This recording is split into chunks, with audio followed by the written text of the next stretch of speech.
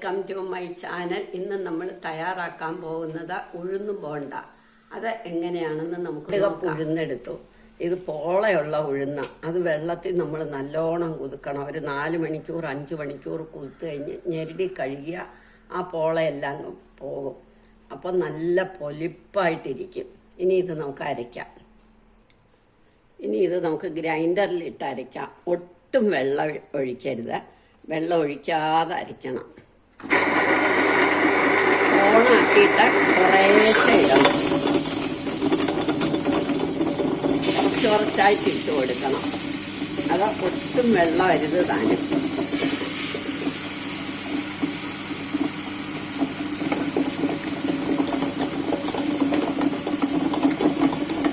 ഇനി നമുക്ക് പാകത്തിന് ഉപ്പിടാം.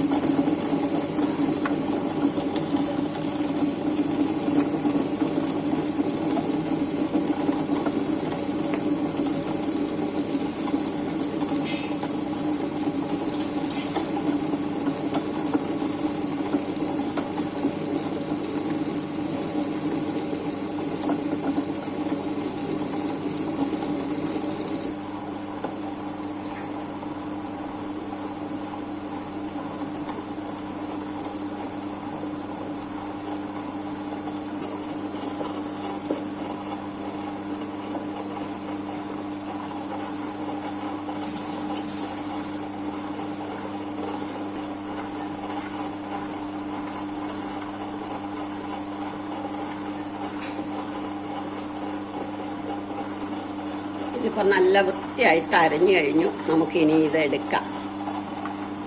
നന്നായിട്ട് അരഞ്ഞു. നമുക്ക് കുറച്ചേ ഉള്ളെങ്കിൽ മിക്സിയിൽ അരച്ചാലും മതി. പക്ഷെ വെള്ളം ഒട്ടും ചേർക്കരുത്. അതാ. ഇനി ഇതെടുക്കാം.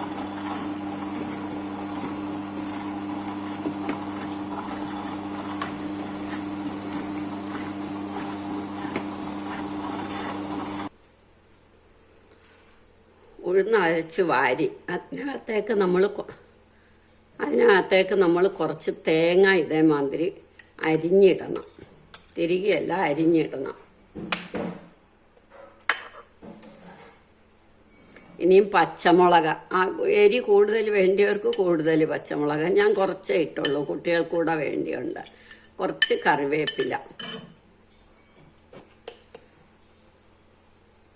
ഒരു നുള്ള് കായപ്പൊടി.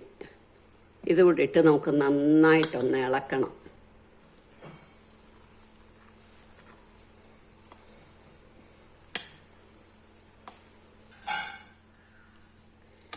ഇനി ഇതിനകത്തേക്ക് 5-6 കുരുമുളക് കൂടി ഇടണം.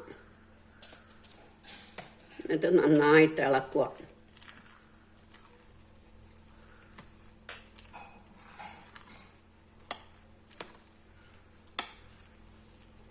ഇനി ഇത് നമുക്ക് 10 മിനിറ്റ് അടച്ചു വെക്കാം. ഇനി നമുക്ക് എണ്ണ അടുപ്പേ വെച്ച് എണ്ണ മൂക്കട്ട. ഒരുപാട് മൂക്കണ്ട, ഒരു മീഡിയം ആയിട്ട് മൂത്ത് കഴിയുമ്പോൾ നമുക്ക് ഇത് ഇടാം.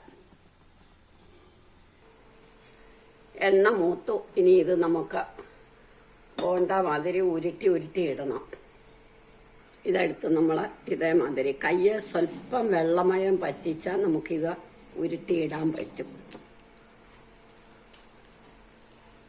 കയ്യാക്കി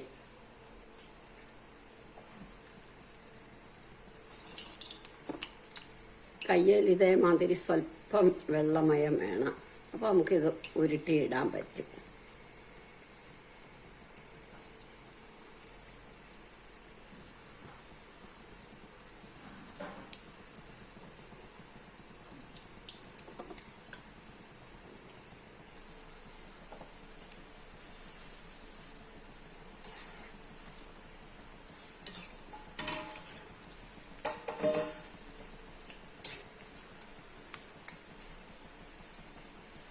ഇടയ്ക്കിടയ്ക്ക് നമുക്കിങ്ങനെ ഒന്ന് തിരിച്ച് മറിച്ചൊക്കെ ഇട്ട് കൊടുക്കണം. ഇപ്പം ഇത് മൂത്തു, നമുക്ക് എടുക്കാം.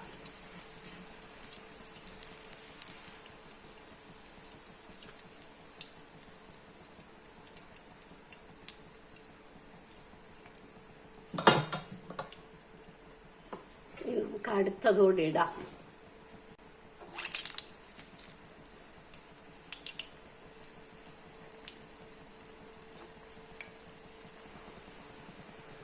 ഇനി നമുക്കിത് കോരാം. ഇങ്ങനെ നമ്മൾക്ക് എല്ലാം ഉണ്ടാക്കിയെടുക്കാം.